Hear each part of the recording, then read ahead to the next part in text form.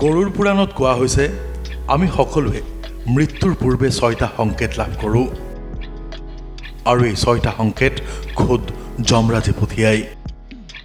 এতিয়া আমি জানিম মৃত্যুৰ পূৰ্বে আমি কি কি চিহ্ন লাভ কৰোঁ।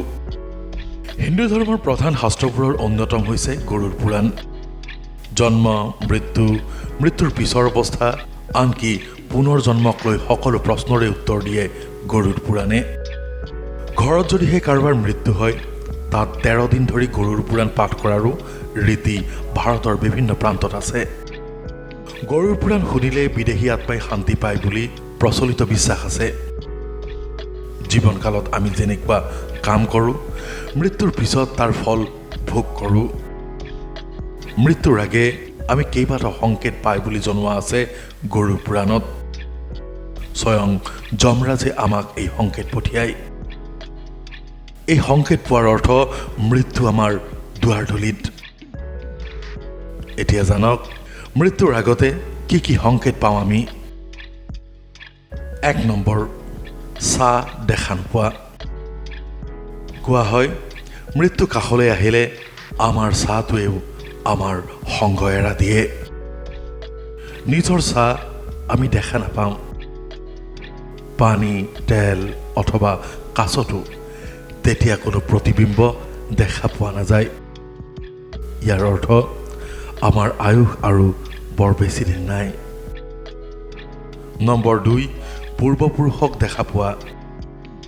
মৃত্যুৰ কিছু সময় পূৰ্বে প্ৰয়াত পূৰ্বপুৰুষসকলক দেখা পোৱা যায় বুলি কোৱা হৈছে গৰুড় পুৰাণত। টোপনিত থাকিলে সপোন অথবা জাগ্ৰত অৱস্থাত এনে লাগে যেন পূৰ্বপুৰুষে মাতিছে। মৃত্যু সমীপলৈ আহিলে এনে ঘটনাও বহুতৰে ক্ষেত্ৰত হয়। নম্বৰ 3, যমদূতক দেখা পোৱা। শাস্ত্ৰত কোৱা হৈছে যে মৃত্যুলৈ আৰু যেতিয়া কেইঘণ্টামান মাথো বাকী থাকে সেই সময়ত যমদূতৰ উপস্থিতি অনুভৱ কৰা যায়। মৃত্যু পথৰ যাত্ৰীৰ দৰে অনুভৱ কৰে সেই বিশেষ ব্যক্তিজনে। ক'লা অন্ধকাৰ ছায়াৰ দৰে কোনোবা তেওঁৰ কাষতে থিয় দি থাকে। নিগেটিভ এনাৰ্জিয়ে সেই সময়ত তেওঁক চাৰিওফালৰ পৰা আৱৰি ধৰে। নম্বৰ 4, সমগ্ৰ জীৱনৰ ফ্লেশ্ববেক। মৃত্যুৰ কিছু সময় পূৰ্বে আমি জীৱনত যি যি কৰিলোঁ সেই সকলো ঘটনা চকুৰ সন্মুখলৈ ফ্লেশ্ববেকৰ দৰে আহি থাকে।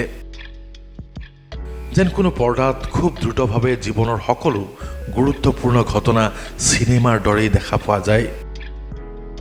নম্বৰ 4, হাতৰ ৰেখা পাতল হৈ পৰা। মৃত্যু যেতিয়া আগুৱাই আহে গৰুড় পুৰাণত কোৱা হৈছে সিমানেই আমাৰ হাতৰ ৰেখাবোৰ অস্পষ্ট হৈ পৰে। হাতৰ ৰেখা ধীৰে ধীৰে মচা গৈ থাকে। আৰু অৱশেষত নম্বৰ 6, ৰহস্যময় দুৱাৰ। মৃত্যুৰ সামান্য আগেয়ে চকুৰ সন্মুখভাগ আলোকিত হৈ পৰে ৰহস্যময় আলোকেৰে। সেই আলোকৰ মাজত বিশেষ দুৱাৰ অথবা পথ দেখা যায়। মৃত্যুপথৰ যাত্ৰীসকলৰ এনে অনুভৱ হয় সেই পথৰেই তেওঁ আগুৱাই যাবলৈ লাগিব। এই দুৱাৰখন দেখা পোৱাৰ অৰ্থ হৈছে আত্মাই শৰীৰ এৰি ওলাই যোৱাৰ বাবে প্ৰস্তুত হৈছে। গৰুড় পুৰাণে কোৱা অনুসৰি এই সকলো চিহ্নৰ মাধ্যমেৰে মৃত্যুৰ দেৱতা যমৰাজে আমাক সংকেত পঠিয়ায় যে শেষৰ দিন আৰু বেছি সময় নাই। এনেধৰণৰ বিভিন্ন কথা আমি আপোনালোকৰ ওচৰলৈ লৈ আহিম। তাৰ বাবে আমাৰ চেনেলটো লাইক কৰিব, ছাবস্ক্ৰাইব কৰিব আৰু এই ভিডিঅ'টো শ্বেয়াৰ কৰিব।